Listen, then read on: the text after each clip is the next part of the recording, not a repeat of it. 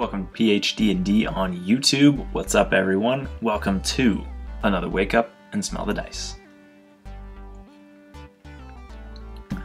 This is the vlogging show where we'll talk about what's going on in my gaming world, what's going on in the bigger gaming world, and what's going on in the community.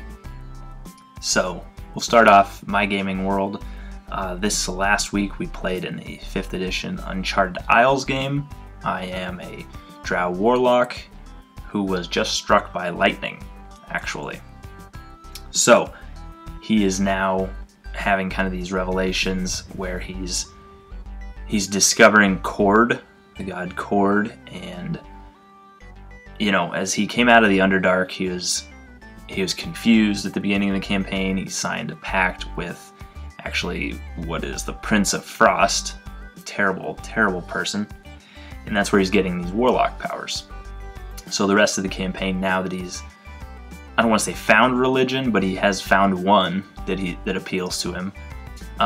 So now it'll be this kind of inner battle between, does he give in to the pact and become more of a warlock, but he's also going to multi-class as a fighter and have this inner strength come from this god that he found. So it's kind of this push and pull between warlock and fighter class. So it's an interesting dynamic, it really is. Be a lot more fun to play with that dual threat class-wise. Anyways, that's what we did this week. We fought basilisks, actually. One of the players was turned to stone. Luckily, we had a high-level priest in town that could come in and fix. We just had to clear the place, basically. The reason he went into the woods in the first place, my character, when he got struck by lightning, is because one of his warlock powers is called Witch Bolt. It's this lightning attack, and it had not been working. You know, he's trying to figure out these powers. He doesn't really know them.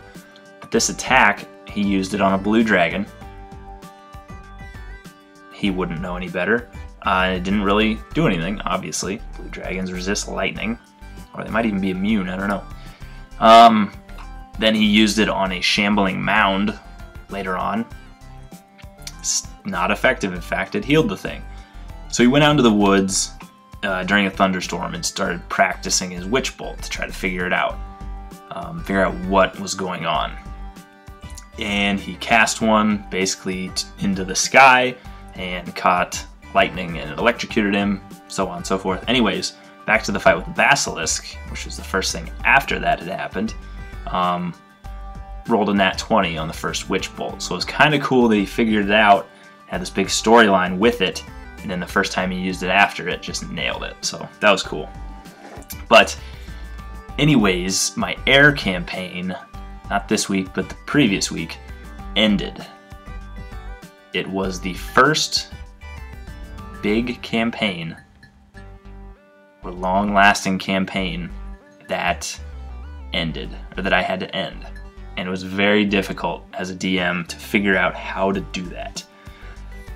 I was even reading articles from Chris Perkins. His DM experience column, he had an article about, I think it was the campaign arcs article, and I shared that, I think. Anyways, he even said, you know, he's only ended 5 or 6 campaigns in his tons and tons of years of experience. So it's a rare thing to actually end a campaign. And one of the players was gone, but she kind of knew that it was ending, and she gave me what her character was going to do. And it ended, you know, not with a huge bang. It ended very quietly, and everyone really, really liked it. I was worried about that. There was no fight the last night. They had raised this lady to High Queen status so that she could help the resistance. And the last night was a ceremony. It was her placing these prizes on them, and then she was going to knight them, but one of their characters was already a knight.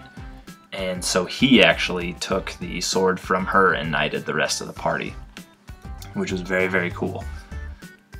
So they did that. The thief bought a giant estate, invited everyone over for dinner. and they all had their thing that they went on to do. They all had their jobs that they basically went on to carry out, and it brought a lot of closure to each one. I made sure that the job that they got, or that she asked them to do, brought them closure. So it was a very quiet but very emotional ending. The music shows some pretty good music for it, but just the combination of everything, everyone was just kind of in awe that it was over, but they loved the ending. So first campaign that I've really had to put a close on, and there was not even a big boss fight at the end. That should tell you that you don't have to have one if you do it right. As I was doing it, of course, I did not know or even think that I was doing it right. I'm glad it worked out in the end. So Air is done. That has left me working on Candelure, the new campaign, which should start. We're supposed to have our first prologue / hopefully character creation night this coming Wednesday. We're running into some scheduling issues, so we're gonna see. I think everyone will make it, but we'll find out.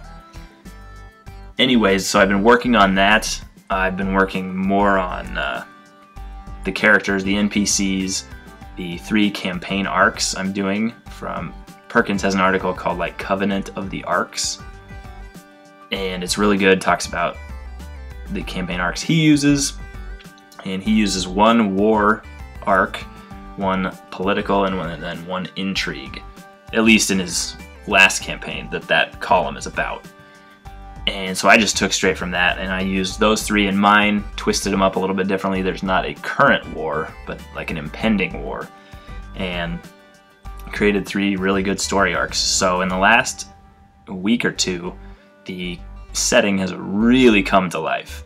I had all the the kingdoms and cities and all these things done, but once you start putting in the NPCs and some stories, it really starts to show itself, and it's come together really, really nicely.